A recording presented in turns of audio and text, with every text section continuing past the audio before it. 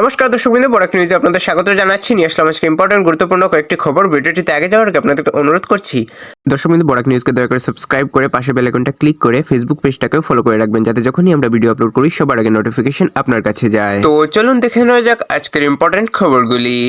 গুরুচরণ বিশ্ববিদ্যালয় শিলচরের মাননীয় উপাচার্য অধ্যাপক নিরঞ্জন রায় গতকাল 19শে জানুয়ারি 2026 তারিখে আসাম বিশ্ববিদ্যালয় শিলচরের অনুষ্ঠিত 23তম 3 দিনব্যাপী সমাবর্তনের প্রথম দিনে নেতাজি সুভাষচন্দ্র বসু মুক্তমঞ্চে অনুষ্ঠিত অনুষ্ঠানে আসাম বিশ্ববিদ্যালয়ের চ্যান্সেলর অবসরপ্রাপ্ত এয়ার চিফ মার্শাল অরূপ রাহার কাছ থেকে ডি.লিট ডিগ্রি গ্রহণ করলেন।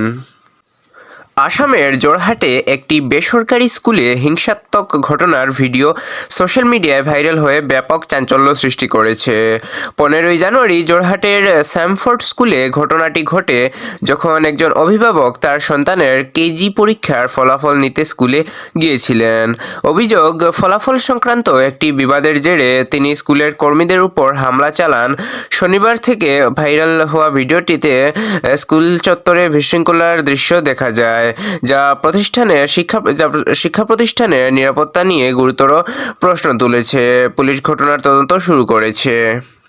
আপনারা যদি এখনও আমাদের বরাক নিউজের ইউটিউব চ্যানেলটাকে সাবস্ক্রাইব না করে থাকেন দর্শক বন্ধু, প্লিজ দয়া করে সাবস্ক্রাইব করে রাখুন এবং পাশে বেল আইকনটাকে বাজিয়ে দেবেন, এবং আমাদের বরাক নিউজের ফেসবুক পেজটাকেও ফলো করে রাখবেন, যাতে যখনই আমরা ভিডিও আপলোড করি সবার আগে নোটিফিকেশন আপনার কাছে যায়। দর্শকবৃন্দ, আসাম পুলিশের নিয়োগের যুবকদের জন্য বড় সুযোগ সৃষ্টি করেছে রাজ্য সরকার। রবিবার আসামের মাননীয় মুখ্যমন্ত্রী ডক্টর হিমন্ত বিশ্ব শর্মা মহোদয় আসাম পুলিশে নিয়োগের ক্ষেত্রে বয়সসীমা সংশোধনের ঘোষণা দেন। ফেসবুক লাইভে এসে এই ঘোষণা দিয়ে আসাম মাননীয় মুখ্যমন্ত্রী জানান যে আসাম পুলিশে আবেদন করার সর্বোচ্চ বয়সসীমা বাড়িয়ে 26 বছর করা হয়েছে, যাতে আরও বেশি যুবক চাকরির সুযোগ পেতে পারেন।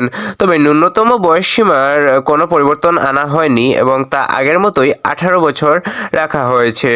সরকারের এই সিদ্ধান্তকে যুবকদের কর্মসংস্থানের সুযোগ বাড়ানোর গুরুত্বপূর্ণ পদক্ষেপ হিসেবে দেখা হচ্ছে। সামাজিক মাধ্যমে ধর্মীয় অনুভূতিতে আঘাত করার অভিযোগে হাইলাকান্দি জেলায় চাঞ্চল্য সৃষ্টি হয়েছে।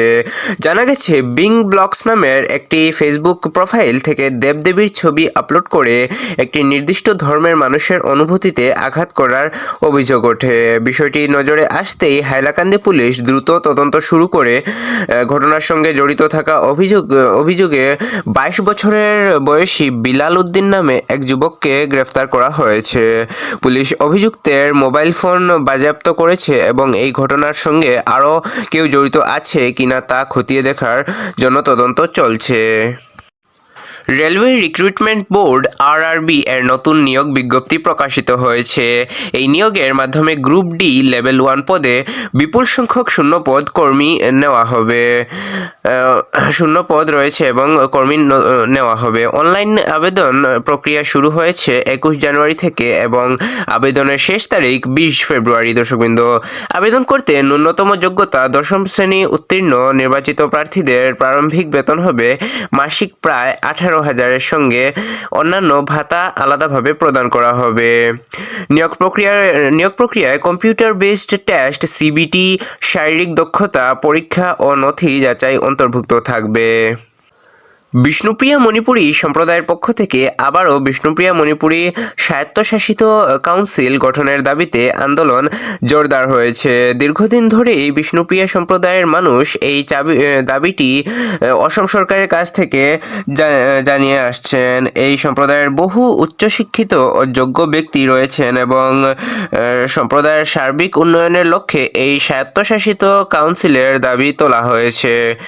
বিশেষ করে প্রাক্তন সেনাকর্মীদের সমর্থন ও উন্নয়নের বিষয়টিকে গুরুত্ব দিয়ে শিলচর থেকে চেনকুড়ি রোড থেকে একটি র্যালি শুরু হয়, যা শেষ পর্যন্ত জেলা শাসকের অর্থাৎ ডিসির কার্যালয় পর্যন্ত গিয়ে পৌঁছায়।